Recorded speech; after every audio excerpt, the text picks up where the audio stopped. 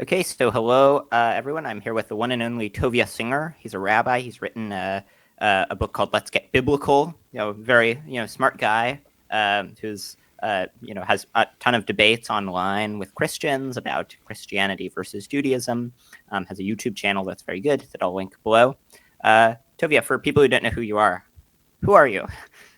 I live in Jerusalem, a place I'm sure some of your viewers are familiar with. And I'm an Orthodox rabbi, devoted my life to helping Jewish people who converted to Christianity return back to the Jewish faith. I teach, biblical studies and write some books and enjoy this. I really enjoy this, and I'm very happy to meet you, Matthew. Yeah, happy to meet you as well.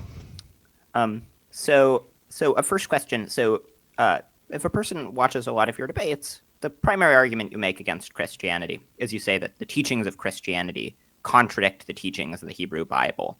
And so given that they contradict, given that Christianity requires accepting the Hebrew Bible, if they conflict, you can't be a Christian. But so what do you make of sort of like a kind of liberal Christian who doesn't think that the Hebrew Bible is inerrant, who thinks, maybe there are some bit that it's sort of mostly right, but maybe there are some bits that go wrong.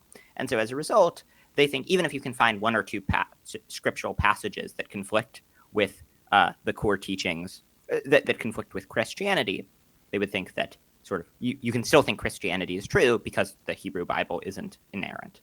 I think most people, Matthew, grasp that Judaism and Christianity are of a different orientation. I think most people understand that. What most people are not familiar with is the Hebrew Scriptures. Now, people, regardless of whether they're of faith or of no faith, are familiar with the account of creation and the history of the Jewish people found in the Hebrew Bible. But most people have never once read the book of Isaiah, just 66 chapters, or Daniel, just 12 chapters, from beginning to end once. So they have no sense at all of what the Messiah is. As it turns out, the Messiah is an heir to the Davidic dynasty that the world will ultimately change dramatically, a world peace, a universal knowledge of God. So what's going on right now in Gaza and Ukraine will come to an end. The building of a temple in Jerusalem. This bears no resemblance at all to the core teachings of the church. We don't know each other, and I know nothing about your political leanings and what you think about the criminal justice system. For example, I don't know if you believe that capital punishment at times is inappropriate punishment. I don't know. But I'm confident, Matthew, that it would break your heart to think that there was a single person in a prison in the United States who was innocent.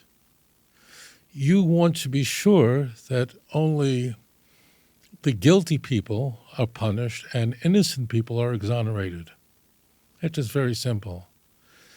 But in the ancient world, in the pagan world, there was an idea that you actually punished and killed innocent to benefit others. The Aztecs, the Mayans, they would kill virgins, offer them as sacrifices to the gods, so they would have a harvest and their wives would have children and so on. And to any person, the notion that the innocent person should die for the bad behavior of the wicked is abhorrent. It doesn't matter if you plan to vote for Biden or Trump. It doesn't matter. I'm sure of that. The core idea of Christianity is that God punished an innocent person for everyone else's sins. This notion is not only contravened or opposed, this is one of the most grave sins in the Hebrew Bible, and that is you can't punish an innocent person for the behavior of the wicked. And the Torah tells us that this is absolutely forbidden. It was widespread in the Levant and well beyond. It was widespread in in Central America. So the Torah forbids this. So it's not that Christianity is sort of a different orientation than Judaism, or there are some differences, or the Christian Bible misquotes the Hebrew Bible and does. And I think a footnote is necessary here. It's not that the Christian Bible doesn't get it right or doesn't quote the Hebrew Bible perfectly. Scribes make mistakes. People make mistakes, of course. But what the church did was malevolent, meaning it deliberately altered the Hebrew Bible in order to make it appear Christological. It was fraud. It was criminal. I mean, it's the kind of behavior that gets you thrown in prison because you altered contracts. So the Christian Bible, the idea, even though Judaism and Christianity are using the word Messiah, we're both using the same verba, the same word, we mean something so dramatically different. Moreover, what the Christian Bible is conveying is nothing at all to do is found in the Hebrew Bible. None of the prophecies that we find in the Jewish scriptures about what the Messiah would do. And I'll just list it off for the viewers with your permission. There'll be a universal knowledge of God. War will come to an end. The ingathering of the exiles to the land of Israel, the building of a third temple, a final resurrection. There's nothing remotely resembling that. And moreover, as I mentioned, the church, going back to the Christian Bible itself, particularly Matthew famously, and Paul does this, the Hebrew Bible is deliberately misquoted. So when Jews have a visceral reaction to the church and its teachings, it's not just because it's different. It's because the ideas are completely opposed by the Jewish scriptures. Yeah. So in terms of the point about how they misquote it, not just in small ways, but they deliberately get it wrong. So I've raised this point to some of my Christian friends at various points. And what they've said is that sort of like what they think that the Christians are doing, or what the gospel writers are doing, is a bit like midrash, where when people who are interpreting the Bible engage in midrash, there will be some ambiguous word, and they'll concoct some entire elaborate story where it's not found directly in the text, but it's sort of like adding on and coming up with some idea that explains what's in the text. So it says a word for a young woman, and then Matthew comes up with an elaborate story about how it's talking about a virgin and how there's some deeper meaning. What would you make of that sort of notion, that really what they were doing was midrash, and you have more creative license when you're engaged in midrash than when you're engaged in just literally in a direct way interpreting exactly what the text says? So when you hear that, the person who's engaging you is playing a game called hide the ball. So let me present this to you I want to make sure we're on the same page here. Christians insist that I can prove to you, Matthew, that Jesus is the Messiah from explicit passages in the so-called Old Testament. They claim there are more than 300 prophecies in the Hebrew Bible that demonstrate irrefutably that Jesus is the Messiah, right? That's their claim. If that's not their claim, then let's all go home. Now, what happens then is we go, okay, that's a fantastic claim. After all, Isaiah lived roughly 700 years before the advent of Christianity. He lived during the Assyrian Empire. So what we do is we say, show us your strongest stuff. Let's steel man this. And we're then handed these passages, and when we look it up, we not only don't find what we're told we'd find there, but actually what the church did was completely promiscuous, scandalous. It's a scam. You see this all the time, right? You see an advertisement, and the advertisement it's too good to be true, right? And that usually should be a red flag. So the advertisement is not that there is really no proof that Jesus is the Messiah, but rather you have to use some amorphic way of determining. No, their claim is, I can demonstrate to you, it's in your Old Testament, Matthew, wake up, that Jesus is the Messiah. And then we look it up and it's not there. And then they go, well, there's some midrashic. So that's very silly because, first of all, these Christians reject the authority of midrash. For the viewers who don't know this, Christians reject the authority of the Talmud. Moreover, evangelical Christians are all Protestants. The hallmark of the Protestant movement is what's called sola scriptura. Sola scriptura literally means Scripture alone, that there is no other authority outside of Scripture, 2 Timothy 3:16. That's what they hold. That's why they reject the Roman Catholic Church. Why do Protestants reject Roman Catholicism? What is their core foundation? Their claim is that the idea that there's a pope, that Mary should be prayed to, should be venerated, all this stuff, these are Catholic traditions, right? Would they then apply the same standard, the same methodology, say, okay, then I guess we can accept Roman Catholicism? And then why reject the Church, the Church of Jesus Christ of Latter-day Saints, the Mormon Church? I mean, what is the premise for rejecting any religion? The premise is that it's not consistent with the Bible, you see? So we say, okay, let's just simply apply that methodology to your iteration of Christianity. And then they say, no.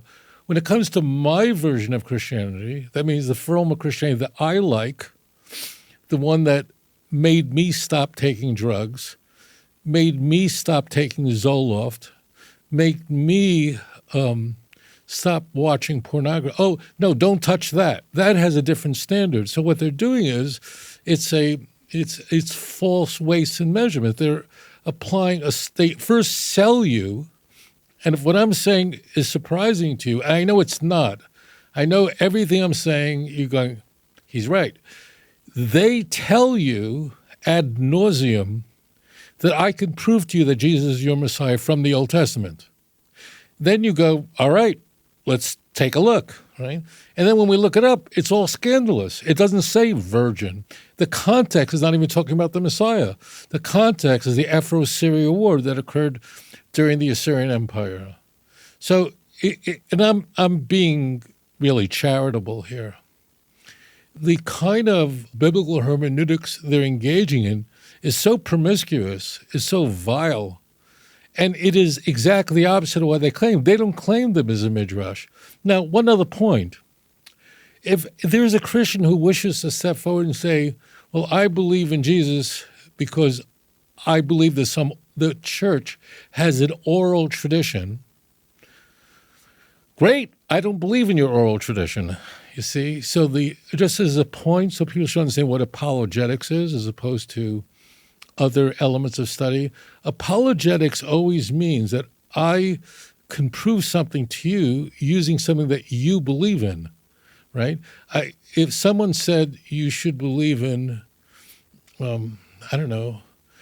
Muhammad is a prophet, right? Well, you go, why should I believe that? He'll say, it says it in the Quran. You go, I'm not a Muslim. So that's circular reasoning. So you can't do that. It's illogical, it's irrational, and it actually opposes their own methodology.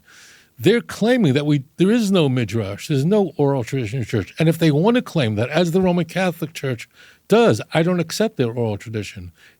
Yeah, so I certainly see how if a person tries to prove the truth of Christianity using passages from Isaiah and Daniel, the fact that those passages don't say what they claim is a problem for that argument for Christianity. But suppose a person says, look, I don't think any of this fulfilled prophecy stuff is very convincing. You can always find one or two prophecies that look like they're fulfilled, but they think that there's convincing historical evidence for the resurrection.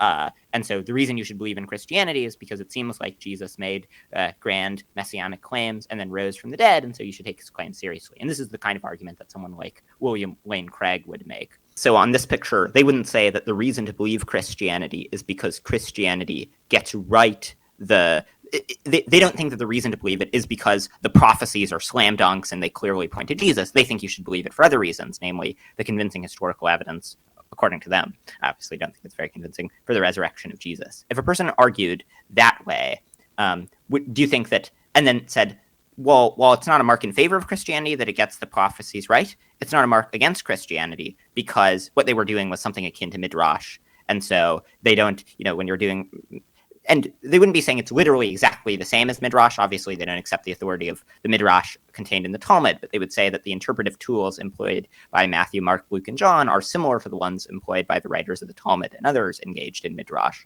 And so as a result of that, they don't have to literally be interpreting the text in a super direct way. The idea is that they would sort of be a bit more sort of permissive in the interpretation. So the Christian Bible is very clear that this is a fulfilled prophecy.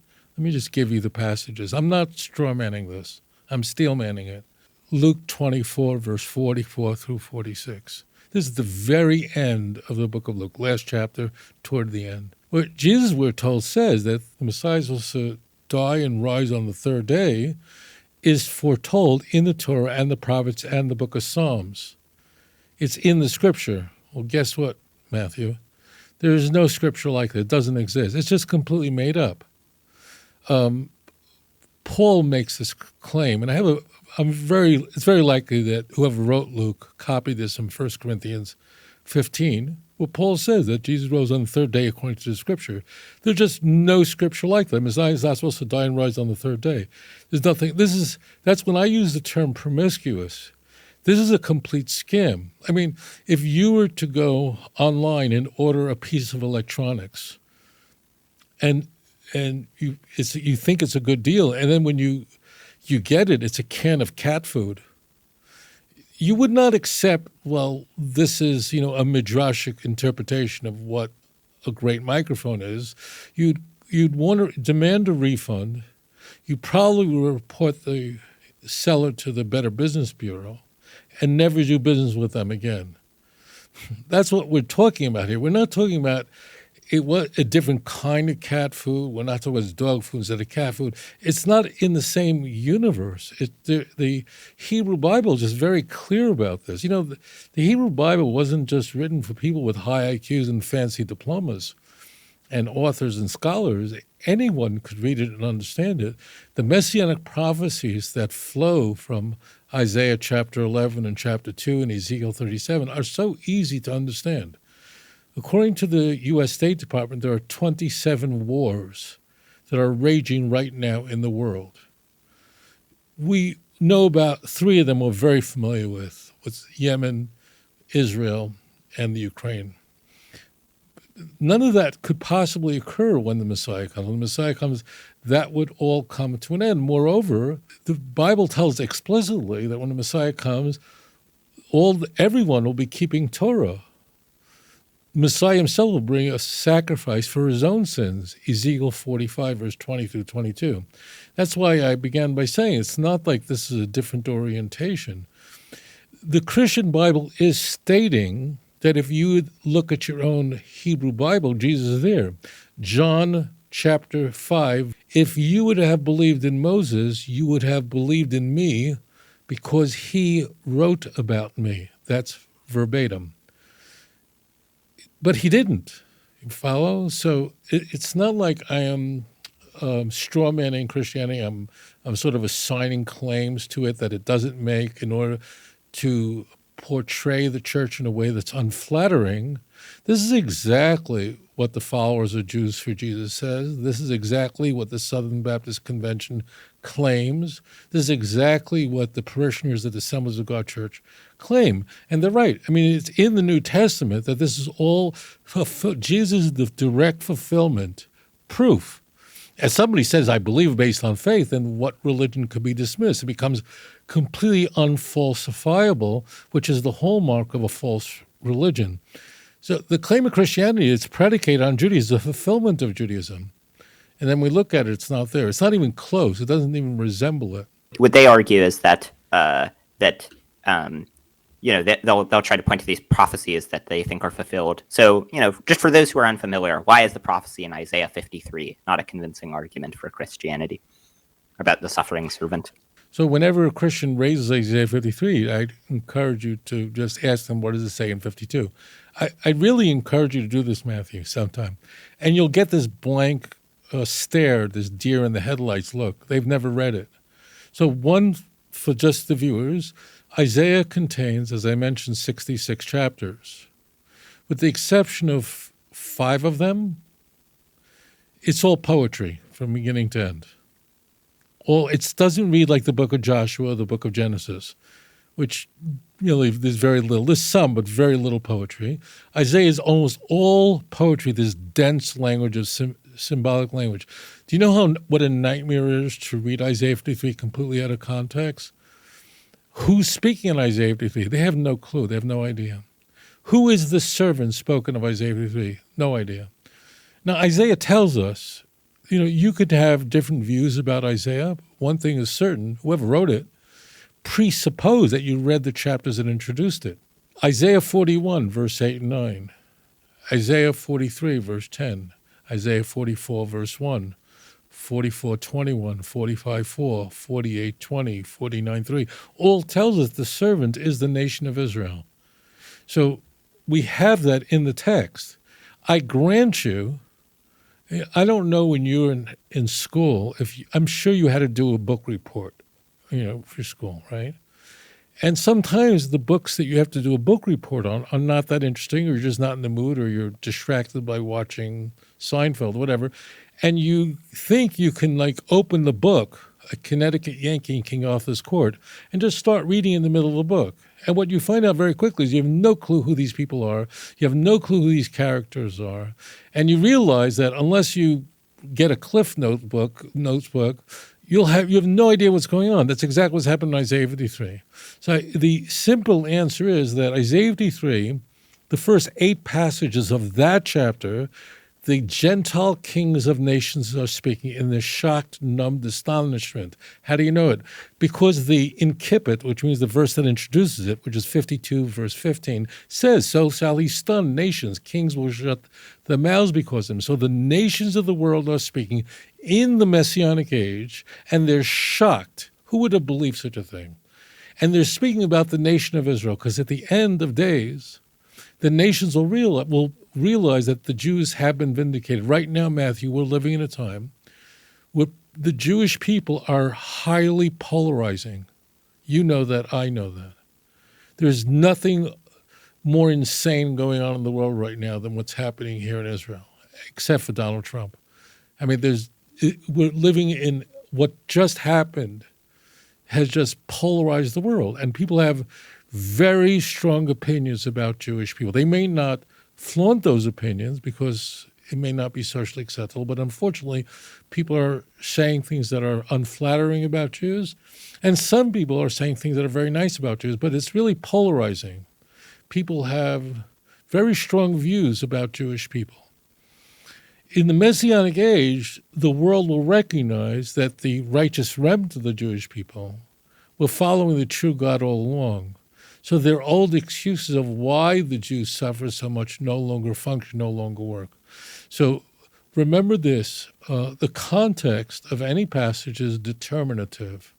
If you read a chapter out of context, especially a book like Isaiah, as I mentioned, all poetry, you have no chance of understanding it. And that's exactly what's happening. And in contrast, if we look at a book that's using a standard narrative, a standard chronology, the book of Isaiah, this will come as a surprise to you, is completely out of order.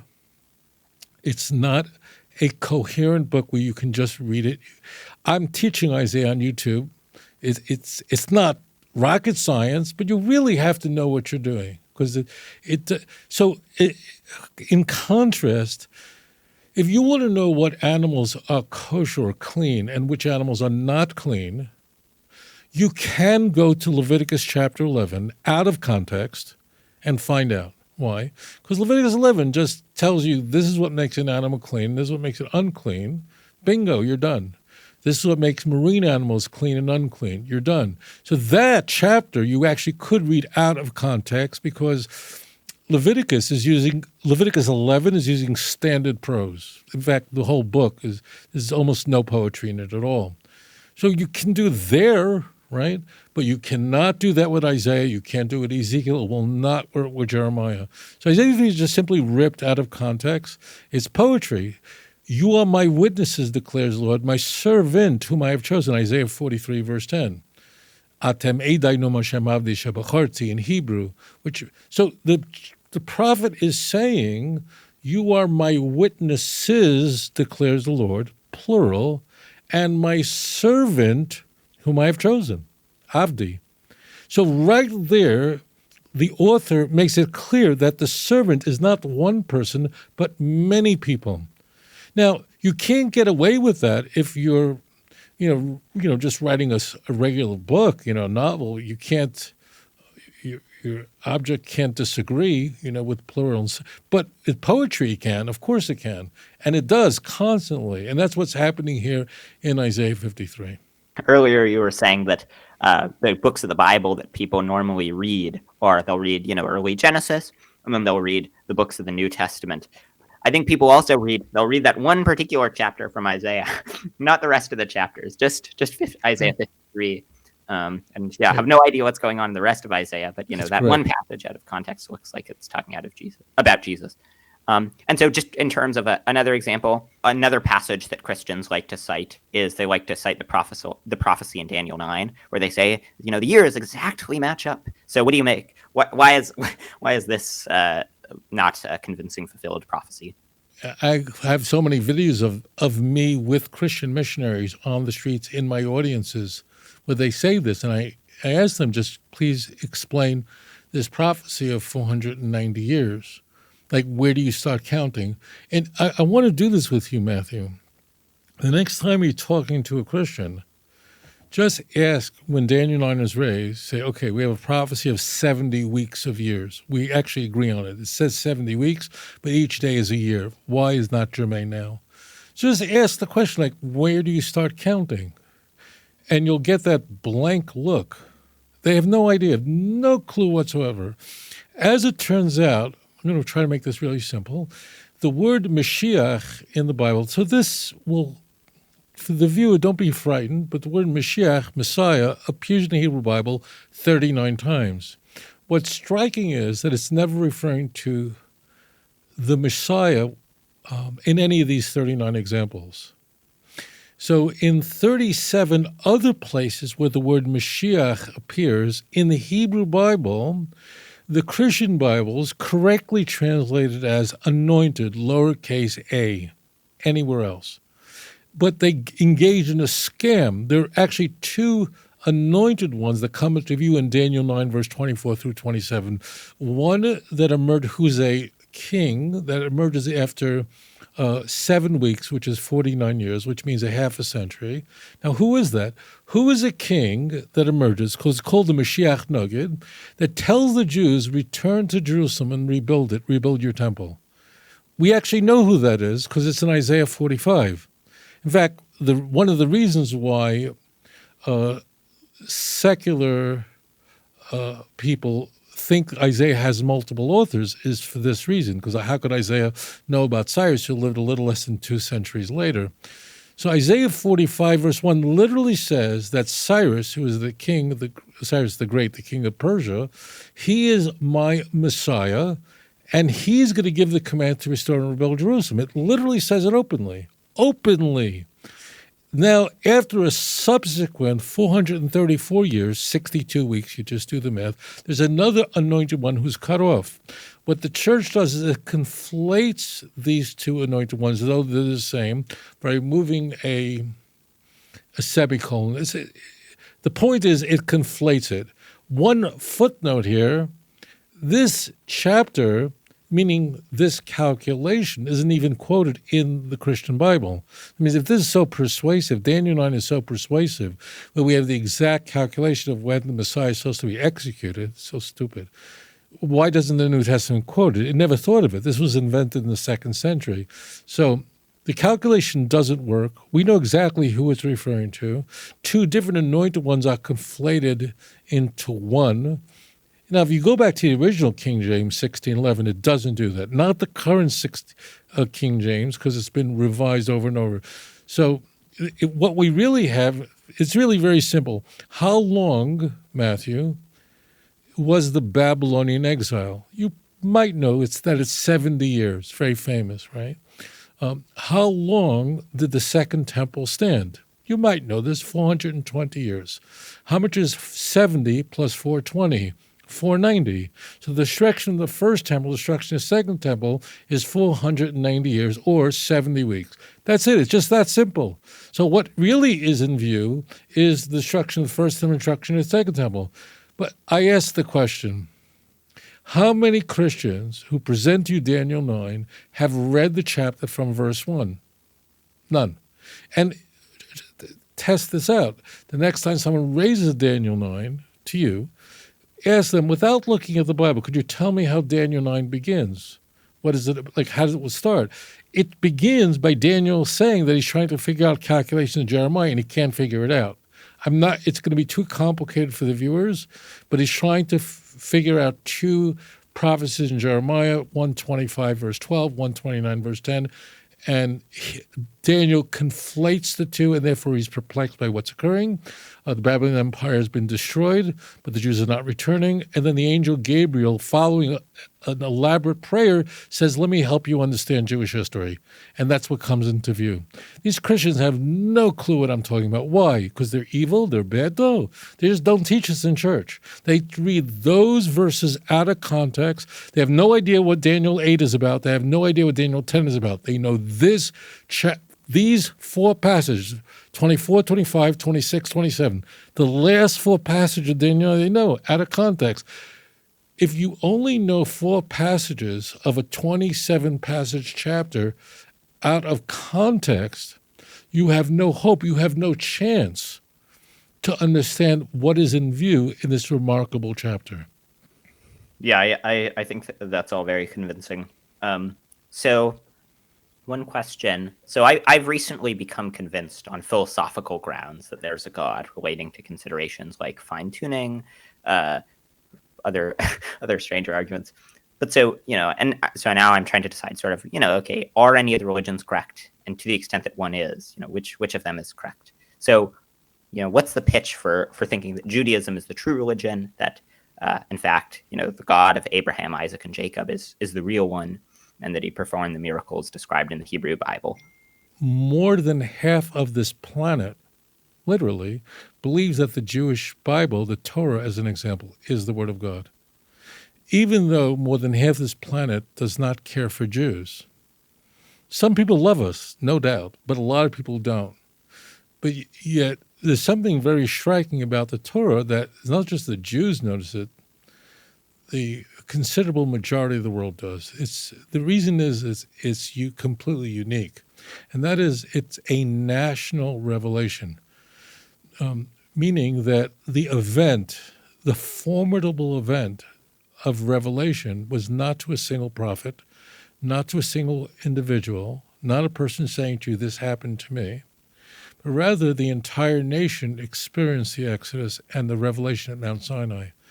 It's clearly a superior claim to make. I want to make this clear.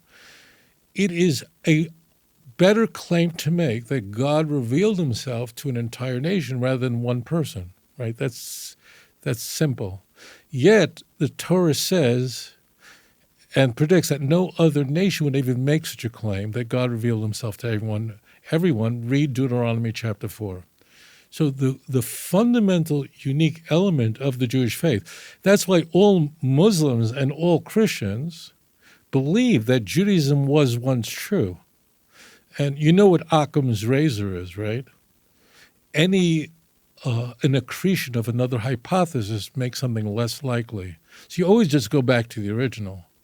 But what's happening in the text is it's not a claim that, yes, God in our tradition revealed himself to Abraham, for sure. We don't have a holiday based on that. Notice, Matthew, that every holiday in the Jewish calendar is predicated on a national event that happened to the entire people.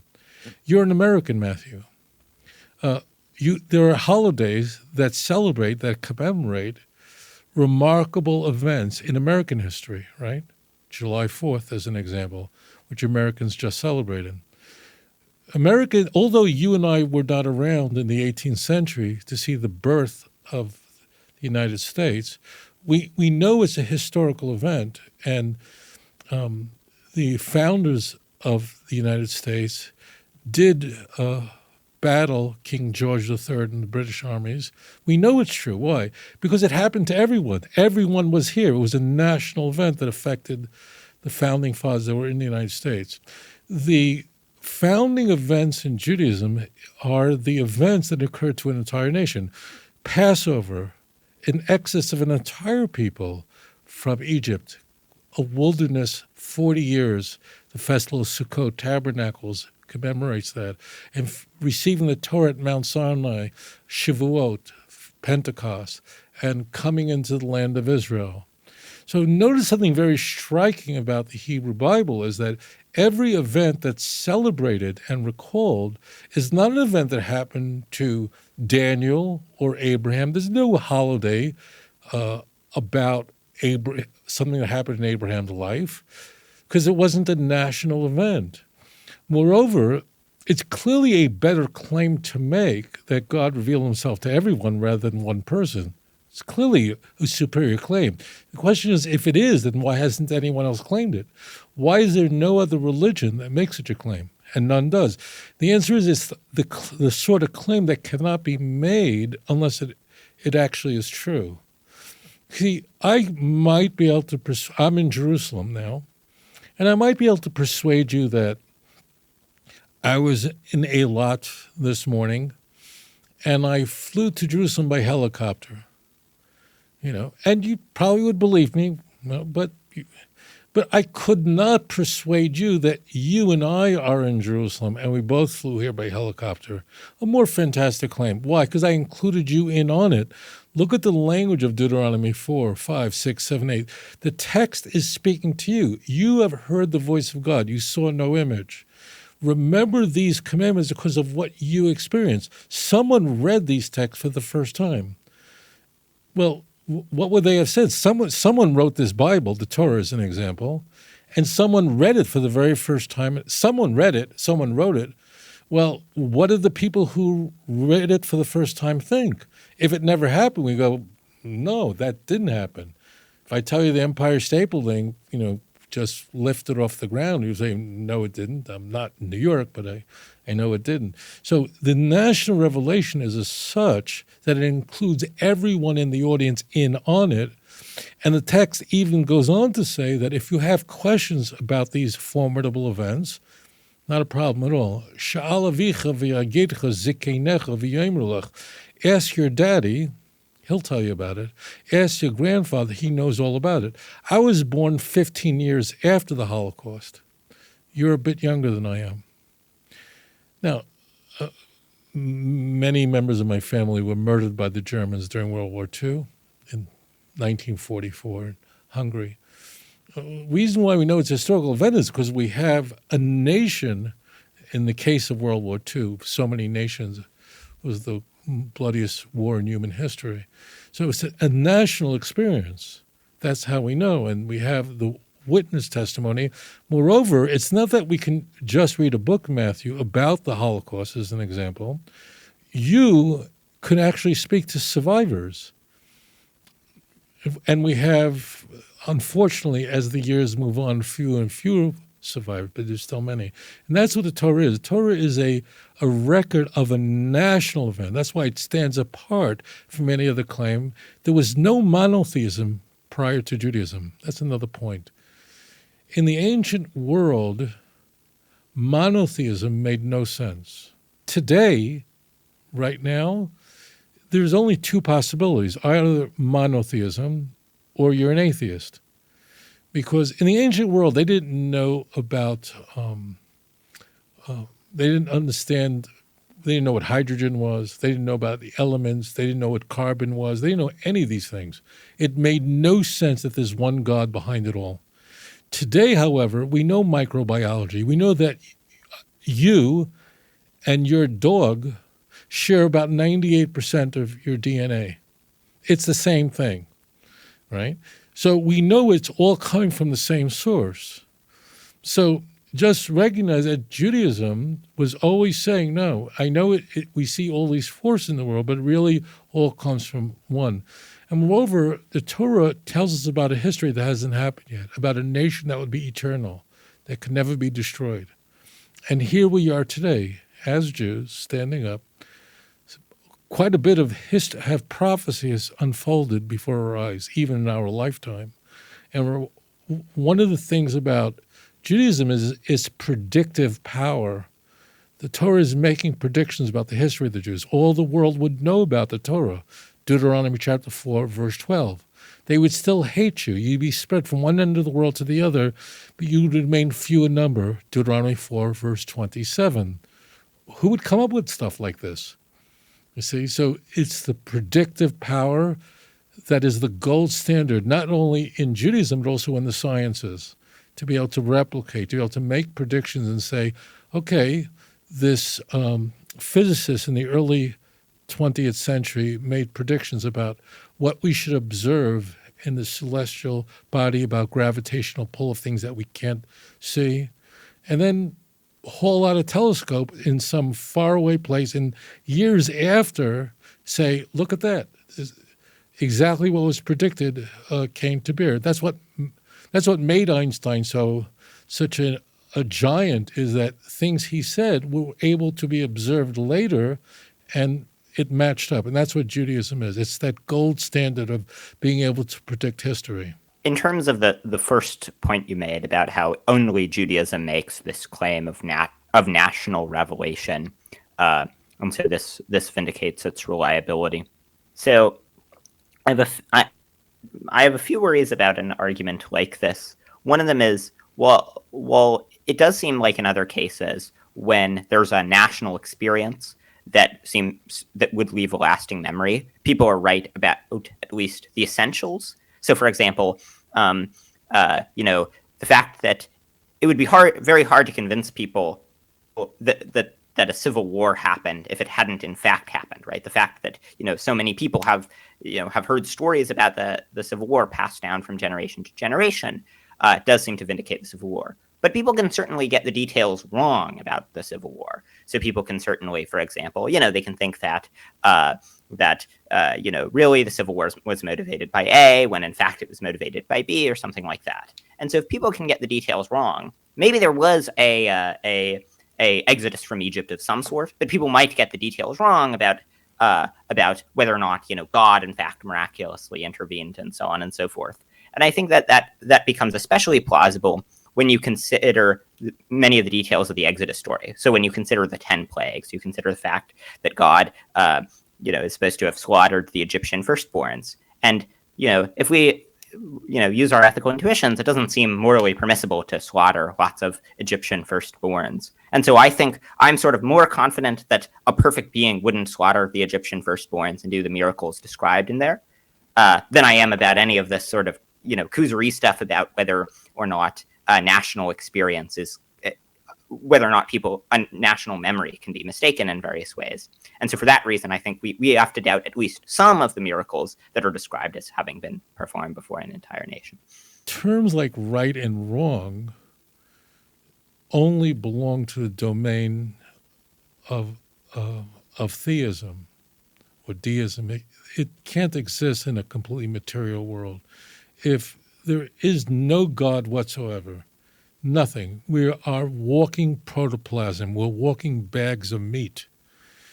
The words, atheists are welcome to use words like right and wrong, but they don't make sense in a pure material world. So suffering and injustice only makes sense if there's a God. If there's no God, then just a bunch of baboons who are killing each other. It doesn't matter. So what's happening, what I think atheists are doing, well-meaning, is we believe every person is created in the image of God. So people intuitively believe that there really is a good and evil. And it's just very, very difficult to persuade people that raping, murdering 3-year-olds is not evil. People just intuitively know it is. So right and wrong can't work if there is no God. You can you can use the words, but you're misappropriating the words. Moreover, if there is a God, then he alone creates life and he alone can take life. So either way we approach this, if there is no God, then empirical good and empirical evil can't possibly exist. If there is a God, if there's one God who is creator of all, that means he creates life. Life is magic. Imagine how much DNA there is. I mean, that you were even conceived is mind-blowing. So life is a gift from God, and only God can take it in Deuteronomy chapter 32. So it's axiomatic that if God brought life into the world for a particular plan, only he can take it, no one else can. I think even the most ardent atheist would agree that, look, if there is a God and he created the world, then life belongs to him, and then we'd agree. Now, none of us, I'm not God's manager, I'm a salesman, that's all. So I can't tell you the answer of why God chose this soul to only be there for a day or a week. I can't tell you that, but it's clear that only God can take life, and no one else can take innocent life. So that works just fine. In that we see variables, meaning, as an example, the flood, right? We would expect and anticipate that if there was some sort of flood that occurred about 4,500 years ago, we would expect and anticipate that virtually every culture in the world would speak about a flood, right? Because it would have been a cataclysmic event. Whatever scale it was, we would expect to look at ancient tablets and records and find some story about a flood, but one family that was saved on a boat. And that's, in fact, what we discover. But they're not identical. Just like the reports on what happened on 9/11 in 1,000 years from now are not identical.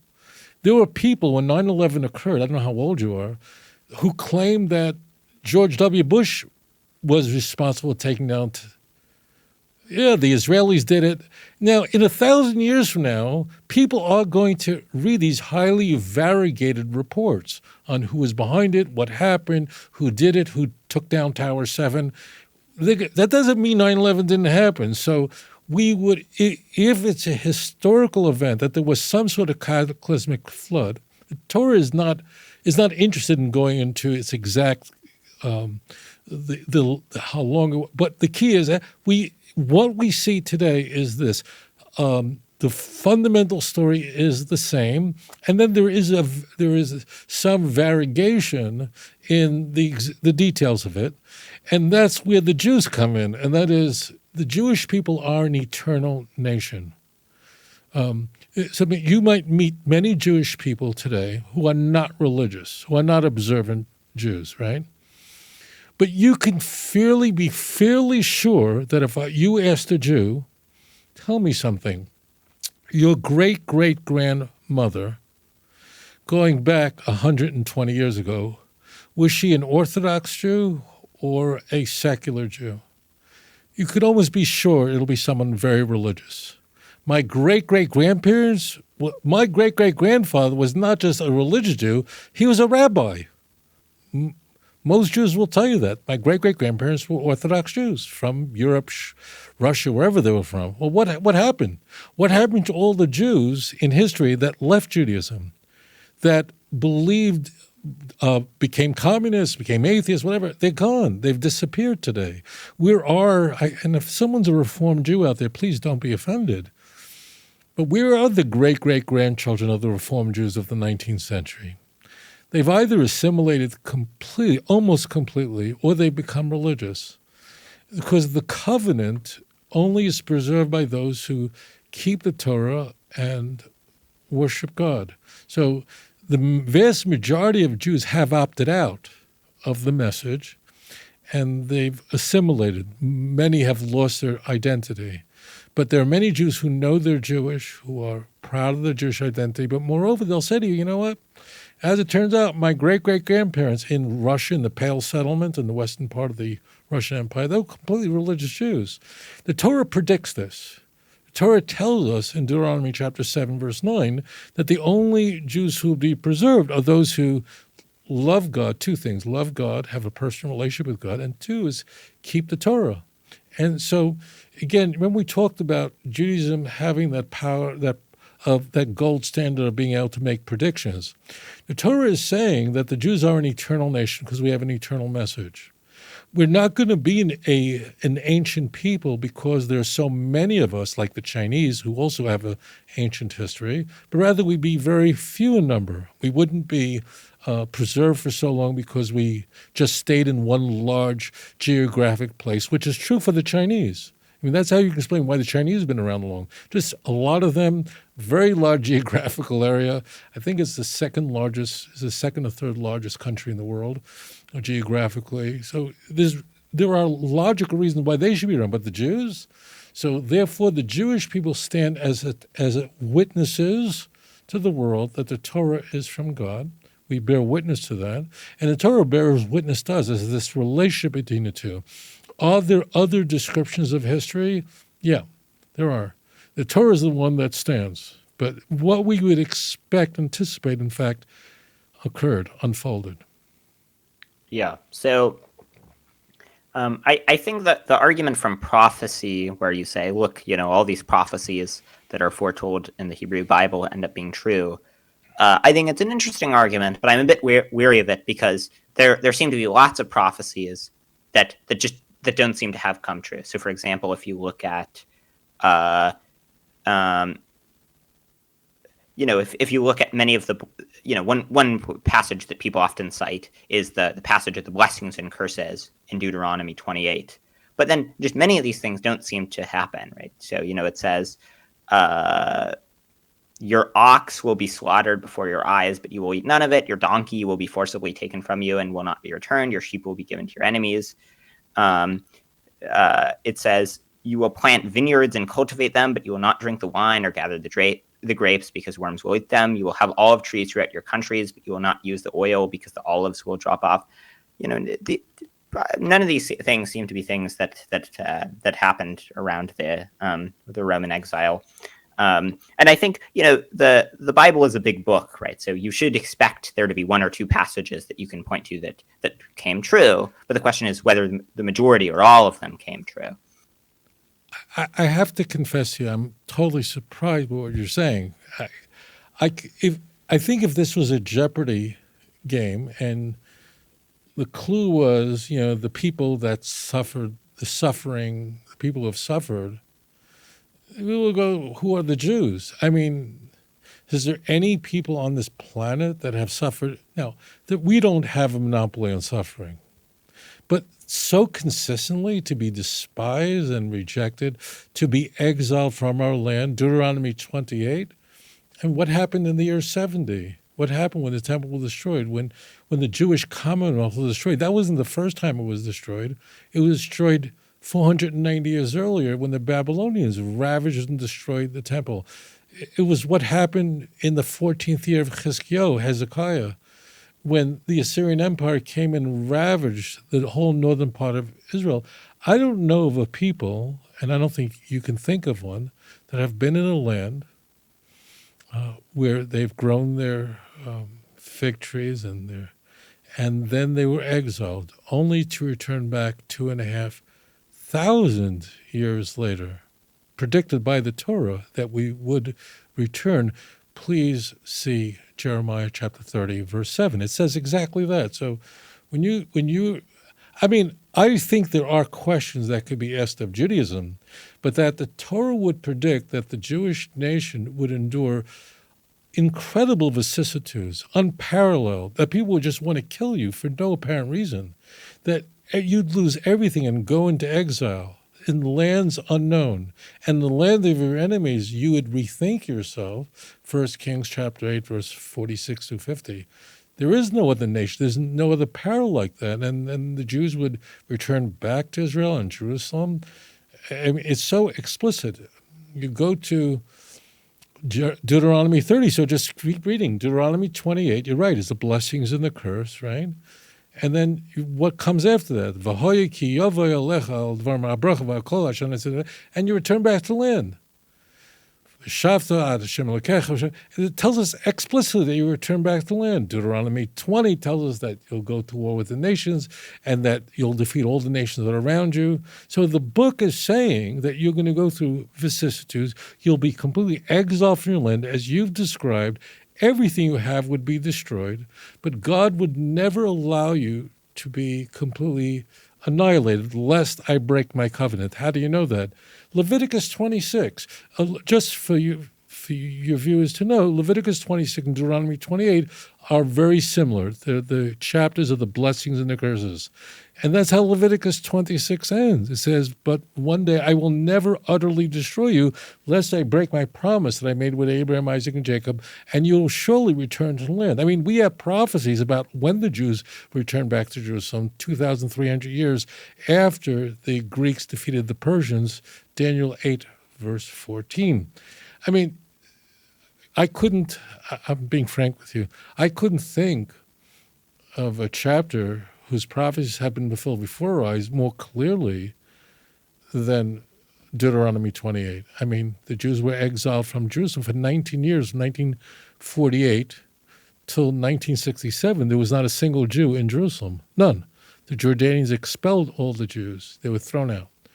So like we saw it even, I don't want to say our lifetime, because neither of us were alive in 1948, but in our people alive today seen it. So I don't know. I can think of questions to ask about Judaism, but that's the one that the Jews, that's the home run, that's the grand slam. And I certainly think, like, best argument for Judaism is either the Kuzari argument about the national revelation, or the fact that the Jews have survived for so long, have survived and undergone, immense suffering, and yet, we're still around. And not only are we around, we're getting, a huge share of the Nobel Prizes. We're majorly shaping world history. A Christian philosopher who I was talking about this at one point said that, the Jews have main character energy. That's sort of like, the impact that the Jewish people have on world history is very significant. And it's sort of what one would expect on the hypothesis that, God had a covenant with his chosen people, and that he sort of had them, have an especially large impact. But I think, well, that's something. The question is it enough to make it sort of more probable than not that Judaism's true? Particularly when you consider the fact that, well, as I said, we discussed this a little bit earlier, but there seem to be, with the 10 plagues, there seem to be some immoral bits of the Bible. You suggest that you don't think it's moral because God, as the creator of life, has the ability to take it away.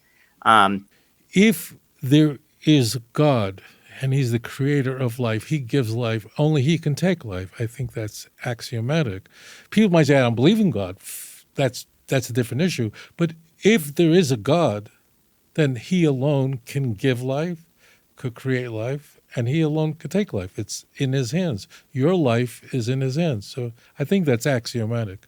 Any special moral license to take away life in cases where it wouldn't otherwise be justified. So, for example, imagine God just, killed 1 million people, right? I think you would say he wouldn't just randomly kill 1 million people for no reason, because that would be the wrong thing to do. And God is, he's perfectly good. And so I'd say similarly that God, being perfectly good, wouldn't kill lots of Egyptian children unless it was absolutely necessary for some purpose, unless there was some much greater good that came out of it. You're using words like good and evil, and these words only make sense in a world where there's God. We can play as though there's good and evil, but there really isn't without a God, not just a God of creation, but a God of history. Now, there are traditions that these souls can come back. I don't want to explore that. I would submit that that only God can give life and create life, and therefore life belongs to him, and he could take life. And, right now, my father's pretty sick. He's going to be 91 in November, and he's really sick now. My father's life is in God's hands alone. I know that. And I pray for my dad every day. But his life is in the hands of God. Only he gave my father life in 1933, in November 1933. And my father's life belongs to him.